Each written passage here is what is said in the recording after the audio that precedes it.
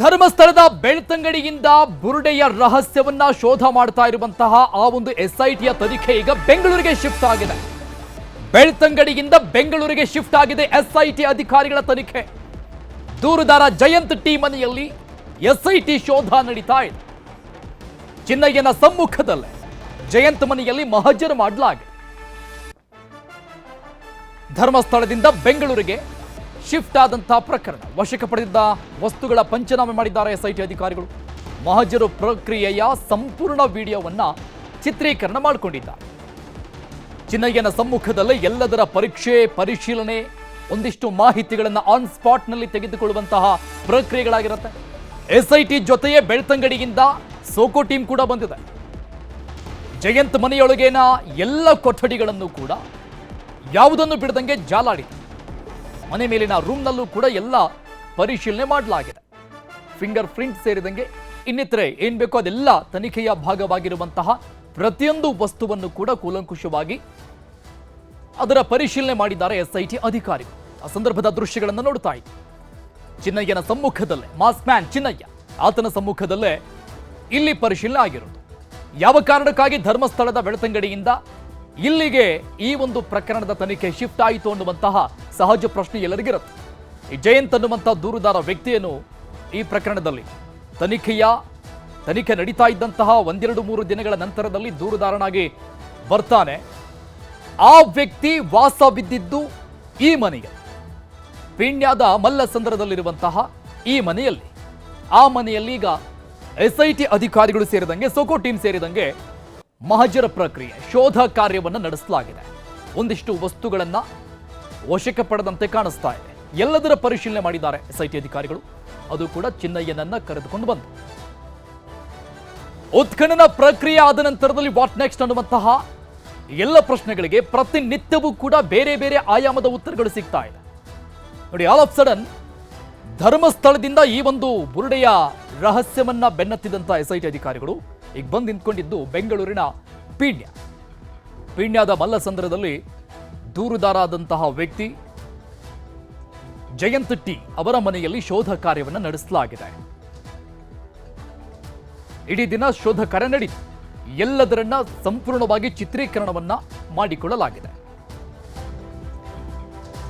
ಈ ವಿಚಾರಕ್ಕೆ ಸಂಬಂಧಪಟ್ಟಂಗೆ ಮಲ್ಲಸಂದ್ರದಲ್ಲಿ ಮನೆಯ ಪಕ್ಕದಲ್ಲಿರುವಂತಹ ಸ್ಥಳೀಯರು ಆ ಜಯಂತ್ ಟಿ ಬಗ್ಗೆ ಮಾತನಾಡಿದ್ದಾರೆ. ಏನು ಹೇಳಿದ್ರು ಕೇಳಿಸ್ಕೊಳ್ಳಿ. ಇಲ್ಲಿ ಬಂದು ನೋಡಿದಾಗ್ಲೇ ನನಗೆ ಇದು ಇವತ್ತಲ್ಲ ನಾಳೆ ಇವರು ಅಂತ ಗೊತ್ತಾದಾಗ ನನಗೆ ಗ್ಯಾರಂಟಿ ಇವ್ರಿಗೆ ಬರುತ್ತೆ, ಇವ್ರಿಗೆ ತೊಂದರೆ ಆಗೇ ಆಗುತ್ತೆ. ಸೊ ಇದರಲ್ಲಿ ಇರೋದು ನನ್ನ ಗೊತ್ತಿರೋವಂಥವ್ರು ಈ ಥರ ಒಬ್ಬರು ಮಾಡ್ತಾಯಿದ್ದಾರೆ ಅಂತ ಅಂದಾಗ ನನಗೆ ತುಂಬಾ ಬೇಜಾರು ಕೂಡ ಆಯಿತು. ಯಾಕೆಂದರೆ ಮನಸ್ಸಿಗೆ ನೋವಾಗೋಂಥ, ಯಾಕೆಂದರೆ ಧರ್ಮಸ್ಥಳ ಅಂತ ಒಂದು ಕ್ಷೇತ್ರದ ಮೇಲೆ ಈ ಥರ ಅಪಪ್ರಚಾರ ಮಾಡುವಂಥದ್ದು ಒಂದು ಧರ್ಮದ್ರೋಹನೂ ಹೌದು, ದೇಶದ್ರೋಹನೂ ಹೌದು. ಈ ಬಗ್ಗೆ ಇನ್ನಷ್ಟು ಡೀಟೇಲ್ಸ್ ಕೊಡ್ತಾರೆ ನಮ್ಮ ಪ್ರತಿನಿಧಿ ಮುನಿರಾಜು ಲೈವ್ನಲ್ಲಿ ಜಾಯ್ನ್ ಆಗ್ತಾ ಇದ್ದಾರೆ. ಮುನಿರಾಜು, ಧರ್ಮಸ್ಥಳದಿಂದ ಆಲ್ ಆಫ್ ಸಡನ್ ಬೆಂಗಳೂರಿಗೆ ಈ ಒಂದು ಪ್ರಕರಣ ಶಿಫ್ಟ್ ಆಗಿರೋ ಹಿನ್ನೆಲೆಯಲ್ಲಿ ತನಿಖೆಯ ಭಾಗ ಇಲ್ಲಿಗೆ ಬಂದಿದೆ. ಈಗ ಸಡನ್ ಆಗಿ ಸಹಜವಾದಂಥ ಆಶ್ಚರ್ಯ ಇರುತ್ತೆ ಜನರಿಗೆ, ಯಾಕೆ ಅನ್ನುವಂಥದ್ದು. ಏನ್ ಡೀಟೇಲ್ಸ್ ಸಿಗ್ತಾ ಇದೆ?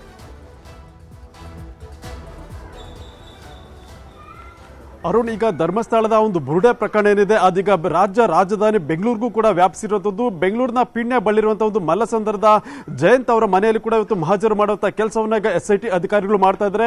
ನಾವೀಗ ನೋಡಬಹುದು, ಏನು ಮಧ್ಯಾಹ್ನ ಸುಮಾರು 1:45ರಿಂದ ಈವರೆಗೆ ಇನ್ನೂ ಕೂಡ ಎಸ್ಐಟಿ ಅಧಿಕಾರಿಗಳು ಆ ಒಂದು ಮನೆಯಲ್ಲಿ ಪರಿಶೀಲನೆ ನಡೆಸಿ ಒಂದು ಮಹಜರು ಮಾಡುವಂತಹ ಕೆಲಸವನ್ನು ಕೂಡ ನಿರಂತರವಾಗಿ ಮಾಡ್ತಾ ಇದ್ದಾರೆ. ಈಗಾಗಲೇ ಸುಮಾರು 6 ಗಂಟೆಗಳ ಕಾಲ ಅಧಿಕ ಕಾಲ ಈಗ ಆಗಿರುವಂಥದ್ದು. ಆದರೂ ಕೂಡ ಆ ಒಂದು ಮನೆಯಲ್ಲಿ ಏನು ಆರೋಪಿ ಚಿನ್ನಯ್ಯನಿದ್ದಾನೆ, ಆತ ಈ ಒಂದು ಮನೆಗೆ ಬಂದ ಸಂದರ್ಭದಲ್ಲಿ ಜಯಂತ್ ಅವರನ್ನ ಇಲ್ಲಿ ಭೇಟಿ ಮಾಡ್ತಾ ಇದ್ದ.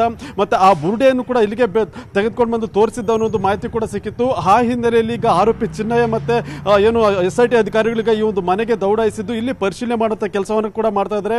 ಎಷ್ಟು ಬಾರಿ ಈ ಒಂದು ಮನೆಯಲ್ಲಿ ಚಿನ್ನಯ್ಯ ಜಯಂತ್ ಅವರನ್ನ ಭೇಟಿಯಾಗಿದ್ದ, ಮತ್ತೆ ಏನೆಲ್ಲ ಒಂದು ಚರ್ಚೆಗಳು ಕೂಡ ಆಗಿತ್ತು ಅನ್ನೋದ್ರ ಬಗ್ಗೆ ಸಂಪೂರ್ಣ ಮಾಹಿತಿಯನ್ನ ಕಲೆ ಹಾಕುವಂತ ಕೆಲಸವನ್ನ ಈಗ ಮಾಡ್ತಾ ಇದ್ದಾರೆ. ಮತ್ತೆ ಆ ಒಂದು ಮನೆಯಲ್ಲಿ ಏನು ಬುರುಡೆ ತಂದ ಸಂದರ್ಭಕ್ಕೆ ಸಂಬಂಧಪಟ್ಟಂತೆ ಏನಾದರೂ ಮಾಹಿತಿ ಮತ್ತೆ ಕುರುಹುಗಳು ಇದೆಯಾ ಅನ್ನೋದ್ರ ಬಗ್ಗೆ ಎಸ್ಐಟಿ ಅಧಿಕಾರಿಗಳು ಮತ್ತೆ ಸೋಕೋ ತಂಡದ ಒಂದು ಅಧಿಕಾರಿಗಳು ಅಧಿಕಾರಿಗಳೇನಿದ್ರೆ ಅವರು ಪರಿಶೀಲನೆ ಮಾಡಿ ಒಂದು ಮಹಜರು ಮಾಡುವಂಥ ಕೆಲಸವನ್ನು ಕೂಡ ಈಗ ನಿರಂತರವಾಗಿ ಮಾಡ್ತಾ ಇರೋದು. ಸುಮಾರು SIT ತಂಡದ ಸುಮಾರು 10ಕ್ಕೂ ಹೆಚ್ಚು ಅಧಿಕಾರಿ ಮತ್ತೆ ಸಿಬ್ಬಂದಿಗಳು ಇಲ್ಲಿ ಈಗ ಈ ಮನೆಯಲ್ಲಿರೋದು. ಮತ್ತೆ ಸೋಕೋ ತಂಡದ ಸಿಬ್ಬಂದಿ ಕೂಡ ಈಗಾಗಲೇ ಮನೆಯಲ್ಲಿದ್ದಾರೆ. ಅವರು ಈ ಮನೆಯಲ್ಲಿ ಸಿಕ್ಕಿರುವಂತಹ ಕೆಲವು ವಸ್ತುಗಳನ್ನ ಒಂದು ಏನು ಮಹಜರು ಮಾಡಿ ಅದನ್ನ ಒಂದು ಬಿಳಿ ಬಟ್ಟೆಯಲ್ಲಿ ತಮ್ಮ ವಶಕ್ಕೆ ಪಡೆಯುವಂತ ಕೆಲಸವನ್ನು ಕೂಡ ಈಗಾಗಲೇ ಮಾಡಿದ್ದಾರೆ. ಇನ್ನೂ ಕೂಡ ಅಧಿಕಾರಿಗಳು ಆ ಒಂದು ಮನೆಯಲ್ಲಿ ನಿರಂತರವಾಗಿ ಶೋಧವನ್ನು ಮಾಡ್ತಾ ಇದ್ದಾರೆ. ಮತ್ತೆ ಅದೇ ರೀತಿಯಾಗಿ ಈ ಒಂದು ಮನೆಯ ಮೇಲ್ಭಾಗದಲ್ಲಿ ಒಂದು ರೂಮ್ ಕೂಡ ಇದೆ. ಆ ಒಂದು ರೂಮ್ನ ಬಳಿ ಕೂಡ SIT ಅಧಿಕಾರಿಗಳು ಪರಿಶೀಲನೆ ಮಾಡುವಂತ ಕೆಲಸವನ್ನ ಮಾಡಿದ್ದಾರೆ. ಖುದ್ದು ಚಿನ್ನಯ್ಯನನ್ನ ಆ ಒಂದು ರೂಮ್ನ ಬಳಿಗೆ ಕರೆದೊಯ್ದು ಅಲ್ಲಿ ಕೂಡ ಒಂದು ಕೆಲವು ಮಾಹಿತಿಗಳನ್ನ ಪಡೆದು ಆ ಒಂದು ರೂಮ್ ಬಳಿ ಏನಕ್ಕೆ ಹೋಗಿದ್ರು ಮತ್ತೆ ಏನೆಲ್ಲ ಒಂದು ಚರ್ಚೆಗಳು ಆಗ್ತಾ ಇತ್ತು ಅಲ್ಲಿ ಅನ್ನೋದ್ರ ಬಗ್ಗೆ ಕೂಡ ಸಂಪೂರ್ಣವಾದ ಒಂದು ವಿವರವನ್ನು ಈಗ ಕಲೆ ಹಾಕಿರೋದು. ಈಗಾಗಲೇ ಸುಮಾರು 5ಕ್ಕೂ ಹೆಚ್ಚು ಗಂಟೆಗಳಿಂದ ಇಲ್ಲಿ ನಿರಂತರವಾಗಿ ಮಹಜರು ಮತ್ತೆ ಪರಿಶೀಲನೆ ಮಾಡುವಂತ ಕೆಲಸ ಕೂಡ ಆಗಿದ್ದು, ಇನ್ನು ಕೆಲವೇ ಕ್ಷಣಗಳಲ್ಲಿ SIT ಅಧಿಕಾರಿಗಳು ಇಲ್ಲಿ ಒಂದು ತನಿಖೆಯನ್ನ ಪೂರ್ಣಗೊಳಿಸಿ ಮತ್ತೆ ಅವರು CID ಕಚೇರಿಗೆ ತೆರಳುವಂತ ಸಾಧ್ಯತೆಗಳು ಕೂಡ ಇದೆ. Arun, yes, thank you Muniraju ಎಲ್ಲ ಡೀಟೇಲ್ಸ್ಗೆ.